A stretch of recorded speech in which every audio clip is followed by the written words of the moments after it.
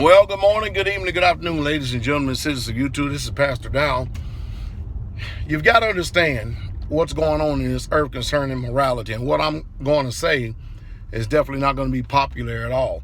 And the reason why it's not going to be popular is because most of you simply don't want to hear it. But nevertheless, consider what I say and see if I'm telling the truth. You know, the majority of the people in the prepper community, the survivalist community, as well as in ministry of some sort, or those who at least go to church. All right, let's just use that and make it simple. They all have some form of religion. And the reason why they prep and the reason why they prepare is because they simply want to have things provided for them in case of an economic collapse, which they can smell and clearly see that it's coming.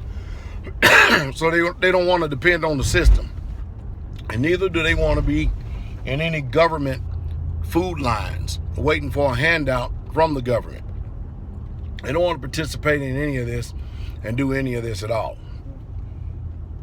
But what is amazing about the whole thing is this: we live in a world and we live in a time that there is either a righteous seed being born or a wicked seed being born. Listen to me. We're all wicked by nature, period. Because we don't want to practice sin. Some of us don't, but at times we fall into it. And then there are those who live in sin and they drink it up like scorn. They just love it. But for those of us who have a conscience and those of us who are concerned about morality and morals and values in this world, we are losing the children. And the reason why we're losing the children is because we choose to have children. We birth them in this country, and then we turn around and send them to the same system that is causing the literal spiritual bankruptcy and a moral decay among us. And then we wonder why the world is continuing to keep going from bad to worse. We won't do what the Bible says do, which is separate yourself, come out from among her, my people, and be separate. The Bible has always talked like it. But instead, we want to rub elbows with the world because we love some of the conveniences that the world give us and what they supply. But if you don't make a change, and if you don't start making these changes very soon, not only are you going to lose your family, but you're going to lose your whole generation to the mindset and to this culture of wickedness, you know, that sanctions a lot of things that we know that the Bible says an abomination. You know, for instance, it's an abomination, a literal abomination for a man to lie with mankind as he does a woman. But the world don't see anything wrong with it. And it's an abomination when you look and see the conduct of people today and see the way they're acting.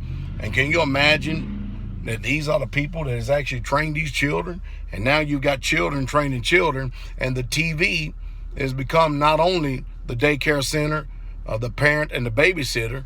The TV and Hollywood has become the Bible for people in this world concerning what morality is. And that's a very, very scary thing that is.